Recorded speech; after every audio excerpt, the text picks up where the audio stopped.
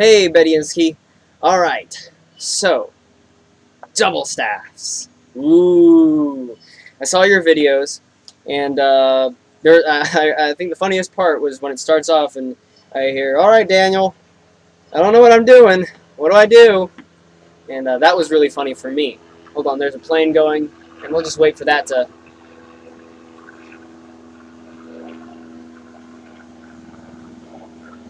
How rude.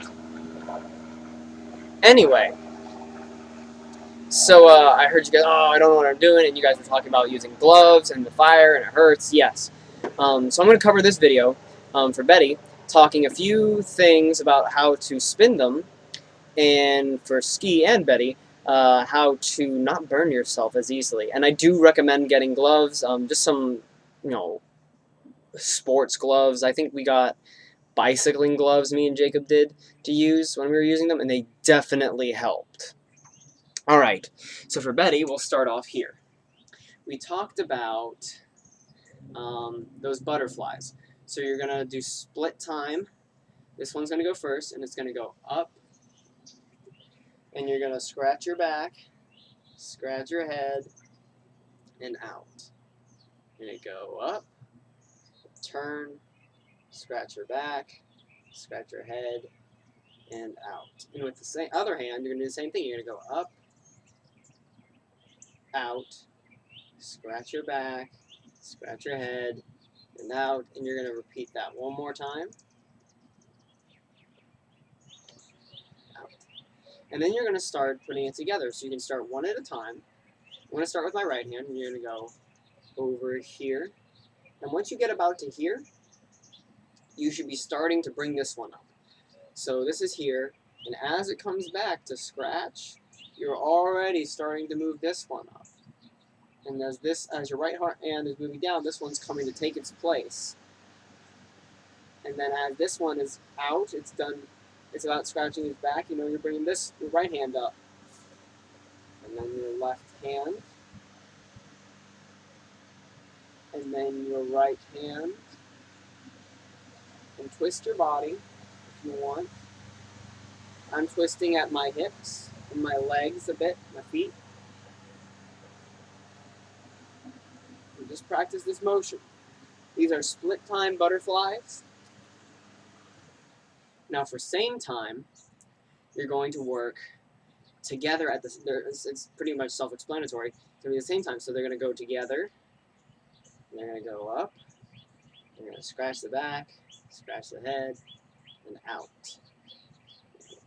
Up, out, scratch the back, scratch the head, and down.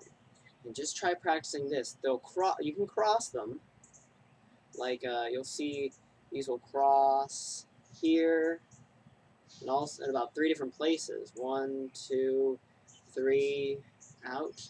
Or you can try and keep them separate and keep them lined up, so they'll be parallel to each other instead of crossing. Whatever is more comfortable for you. I prefer doing a little bit of both, actually. It just depends. So try that, and that, remember, is leading with your thumb. So you're leading with your thumb. We'll talk about pinky leading next class, which is tomorrow. And I think that's all we talked about and discussed as far as actual technique. Now going back to, let's talk about how to not burn yourself. One of the first rules is don't hold the staves completely vertical. The reason why, and I think you may have found out, is that the fire goes up and they will singe the bottom of your hand, which isn't fun. So what you're going to need to do is hold them sideways at all times if you're just sitting still. Of course, check your wind conditions. If the fire is blowing towards you, kind of make it go the other way. If it's blowing sideways, I try to step outside so the wind's pushing it away from me. Same thing if it's going this way, or however, I try to make it so the fire is pointing away from me. The downside to double staffs that I've discovered is that you have to constantly keep them in motion, because if you don't, they will sit there and burn you. And I'm sure you guys figured out that it is really wearing on your arms and can be really, what's the word? It could be well, I guess wearing, tiresome. You start, playing with these for too long, your arms start to get tired. Even now, my arms start to get tired after a while. Uh, but for that, if you get tired, you get overheated, and you just need to take a break, either have someone who can come over and put them out, or just hold them like this. Hold them away from your body so the fire's going away, and just hold them here so that your arms can rest a bit.